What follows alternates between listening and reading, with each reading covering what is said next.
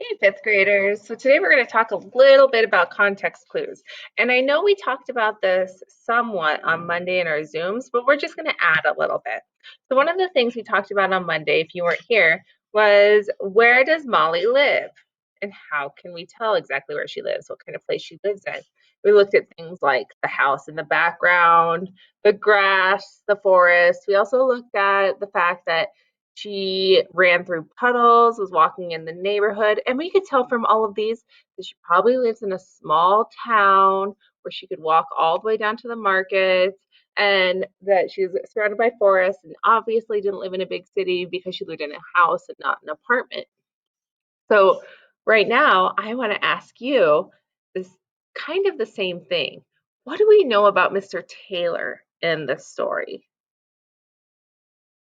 Think about it for a moment and go ahead and read right over here. This is where we're introduced to Mr. Taylor. So when it says, just then she noticed her neighbor, Mr. Taylor, looking at his daffodils. Molly knew he was thinking about how he had planted those flowers with his wife.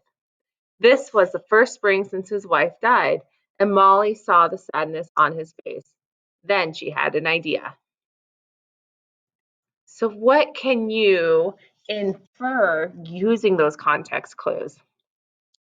We know that his wife died and that he had planted flowers with his wife. So, maybe we're thinking that he might be a little lonely, that he might be sad. She sees sadness in his face, and that he's probably looking out the window just remembering the past with his wife, right? We don't know if he's nice, we don't know if he's mean, we don't know any other things, but we know that he's sad and that he's lonely. So that's how we use our context clues is to look around our focus and see what more we can find out. One of the best things to do with context clues is figure out what words mean. So this is why we're really focusing on it.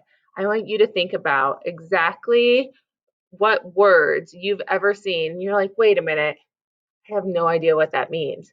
What do you do first? Do you run and find a dictionary and look it up real quick? Do you go to the nearest computer, ask your parents, hey, can I use your phone? I have to Google this word. I'm going to guess not. But what we can do is use context clues to help us figure out exactly what they mean. On this page, I want you to pick, I want to choose prosper. All right, so prosper right up here in the yellow. So if we read the sentence, I'll help you. And when your garden starts to prosper, you can repay me with a few tomatoes. Well, if you didn't know what prosper meant, you're like, well, it's something the garden does. And we know that while the garden prospers, this is the before, during, it'll prosper, and then you can repay me with a few tomatoes. Well, something happens between helping with the garden and having tomatoes. I'm going to guess that prosper has something to do with the actual growing or planting of tomatoes, right? So think of any word at all on this page that you don't know exactly what it means. So if I said Malachi, I need you to give me the dictionary definition of a ford right now. Do you think you could answer me?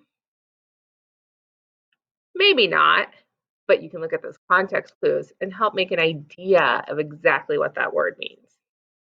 All right. So this is a big thing as we continue to be good readers, is just focusing on those context clues to help us understand what we might not understand. You can do it with parts of the story to help understand what the author is telling you, or you can do it with vocab words to help you know exactly what that word might mean.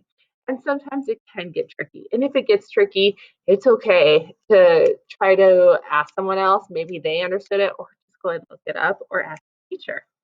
All right. So over here on page 29 is a little bit of extra help with those context clues. They talk a little bit about when you don't know what a word means. But one thing I didn't mention before that I want you guys to focus on, and we talked about this on Monday too, is that text evidence.